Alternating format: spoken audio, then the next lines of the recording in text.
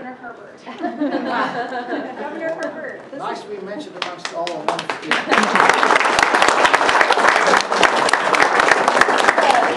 Open High School of Utah. It's a charter school. It's one of only 2 virtual online schools in the state.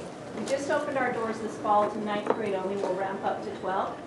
This is an amazing group of kids, and this is an amazing school. And we are so grateful that you would take the time to come and meet them and be in a picture with them. Thank you so much. Well, I'm honored to be here. Now, Open High School, does this mean that you don't have to go to school?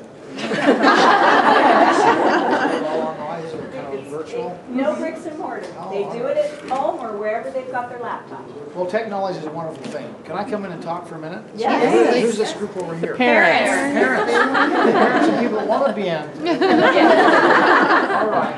Well, listen, let me just, if I can, get over here.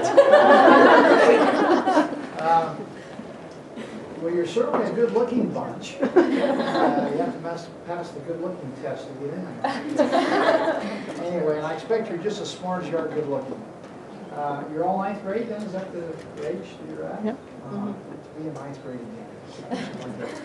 So long ago. Let me just mention to you a couple things. One, I'm honored to be here with you, and thanks for taking time to come up to the People's House. This is really an important facility, an important building, and hopefully an important day for you as you come up here on the hill and see the government in action. Now, for a lot of us, when we think government ought to be a little more limited, less action the better. Sometimes government creates more problems than it solves. But that's part of the process, and as it represents we the people. You know, the idea is for us, as me as a governor and on the executive branch and for the legislative branch, that we do things that you want us to do. And if we're not doing what you want us to do, you need to let us know. And right now, for example, one of the big issues up here, this making it in some of the papers and some of the discussions, is what about the need for the state to push back on the federal government? Because the federal government now encroaching upon the states in what we call, contrary to what we would call federalism.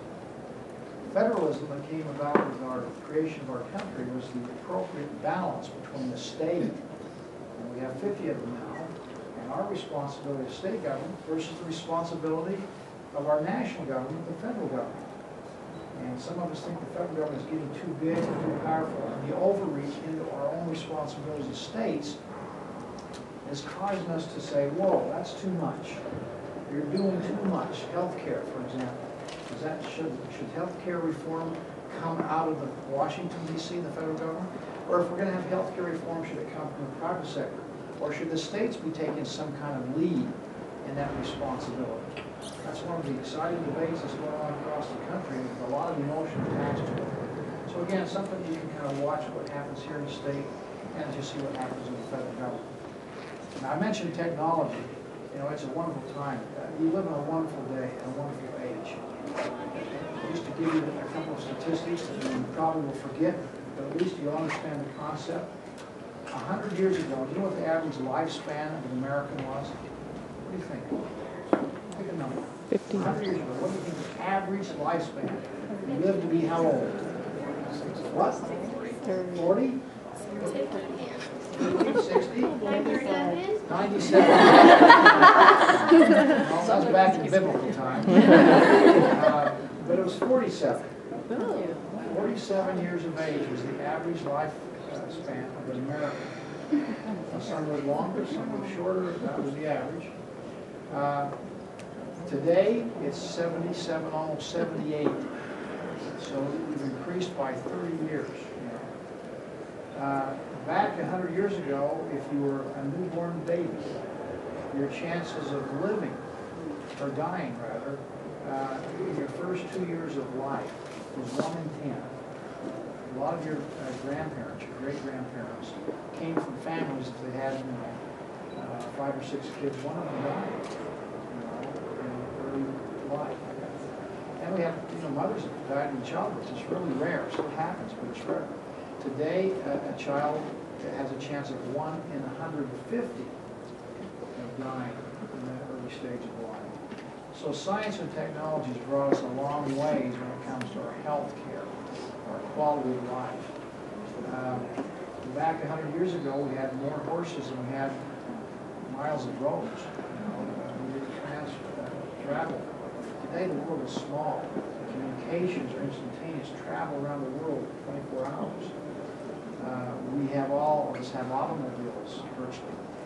Before we didn't have them 100 years ago. Now probably 95% of all Americans own an automobile. And we travel 2.7 trillion miles a year, which is like driving to the moon and back 10 million times. So we travel. Here in the West, we love our automobiles, we travel. So transportation has just become an incredible way for us to get around and know people and understand different cultures. Our work environment, we make a lot more money today. You know what the fastest growing part of our family budget is? Leisure time. What are you going to do in your leisure?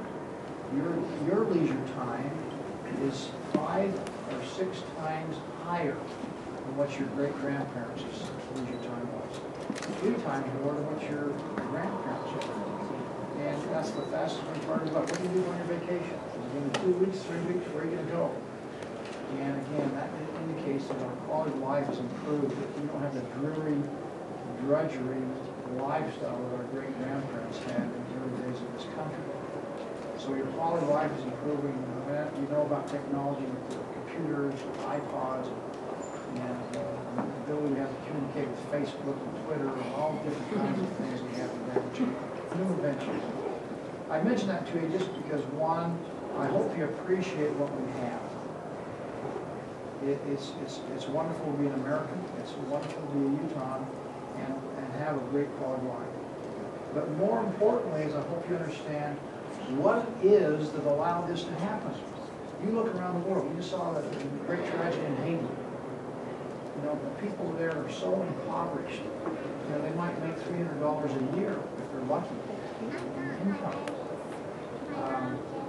Our people in America who live in below the poverty level have incomes that are 3 to 4 times higher than the world average.